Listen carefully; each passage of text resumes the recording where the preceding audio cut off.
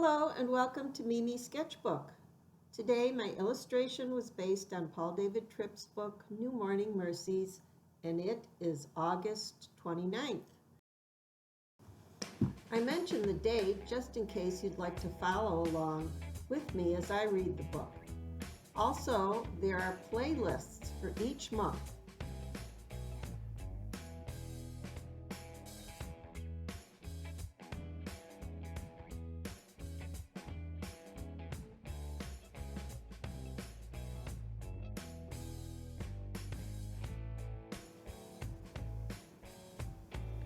One of our most beloved insects is a monarch butterfly, and they are just absolutely fascinating, and for a number of reasons. First of all, they are beautiful. Their bright orange and black coloring just make them pop right out.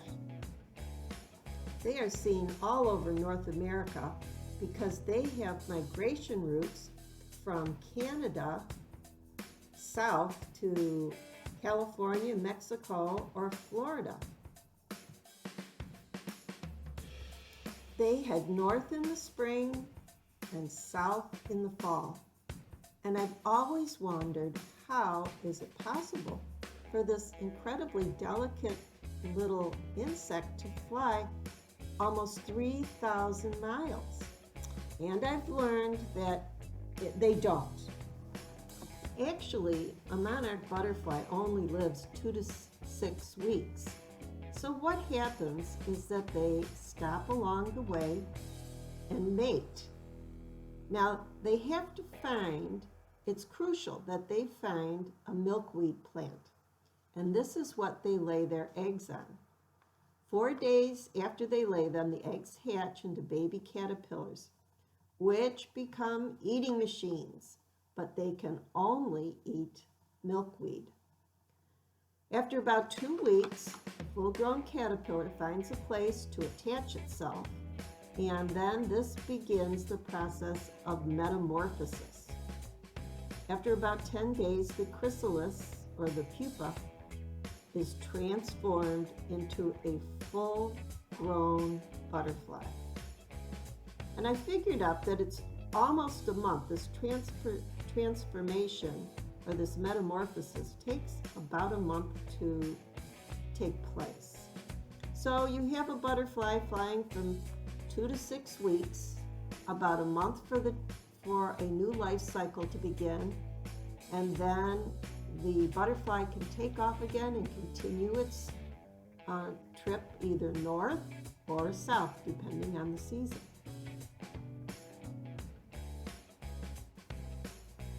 Many people have become aware of the monarch butterfly because their existence is in danger. Their main source of food is the milkweed, and that's a wild plant, and with development going on everywhere, their source of food has diminished greatly.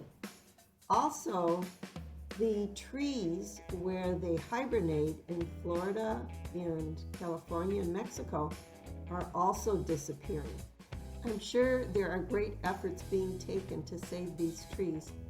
I do know that in the north where I live, many people are saving seeds from the milkweed and planting them in their gardens. And they've also found that it's pretty easy to raise butterflies in your home. You can find them on the milkweed plant and bring them in your house and watch the whole life cycle. It's very fascinating for kids and adults.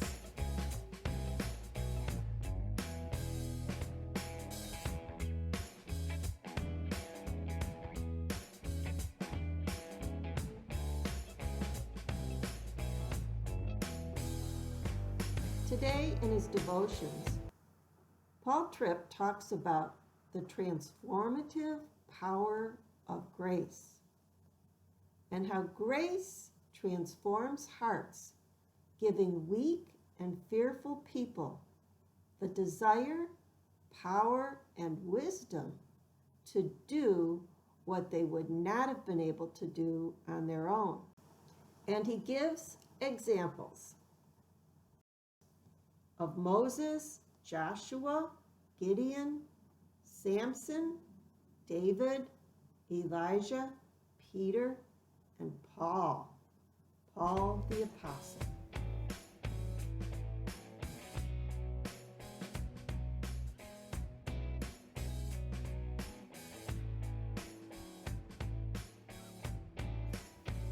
My attention immediately went to Paul.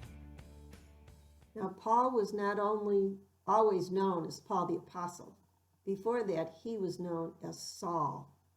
And we find Saul in the middle of an angry, crazed, bloodthirsty mob who has just stoned the young apostle Stephen to death.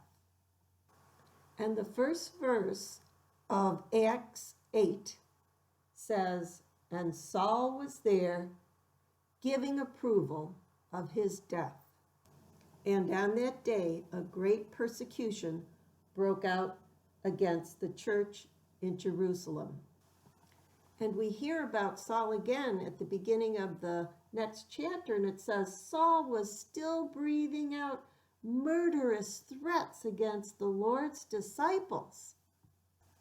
And he was asking the priests for permission so he could imprison more believers, so they could be stoned." I used to think when you'd hear about stoning, what a barbaric time they lived in.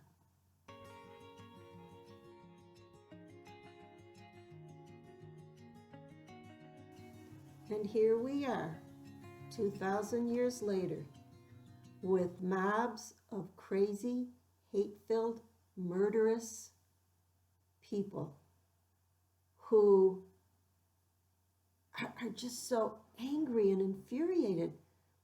And I doubt there's anything that could be done to satisfy them. And it's so sad to even think this. But at this point, I wouldn't be surprised anymore if there were a bunch of rocks laying around or bricks. If they could get a hold of them, this mob could get a hold of them, they'd use them, gleefully use them, like the crowd did on Stephen.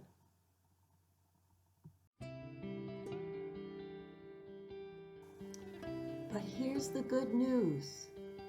In Acts chapter 9, it tells the amazing story of Saul's trip to Damascus and what happened to him on it, and how God got a hold of him and really shook him up. And it says the scales fell from his eyes, and he asked to be baptized. And Saul was transformed from a bloodthirsty, murderous Christian hunter into one of the most eloquent spokesmen of the gospel.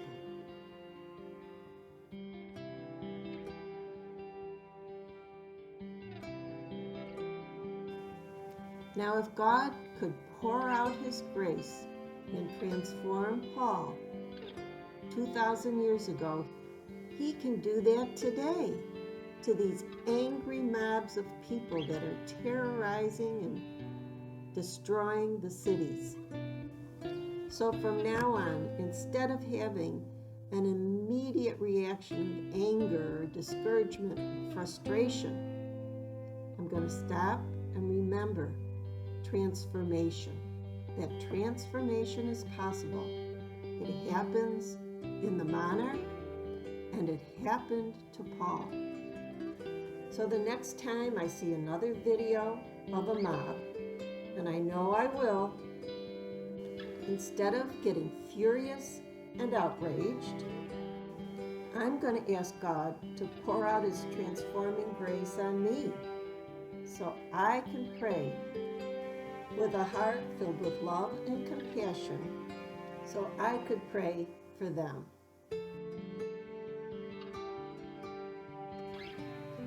So thank you for joining me today at Mimi's Sketchbook. I hope that this lesson was an encouragement to you. I know it sure taught me a lot. And if it was, could you please help out by subscribing to this channel, giving it a thumbs up, and in that way, YouTube will help us to spread the good news. So thank you and God bless.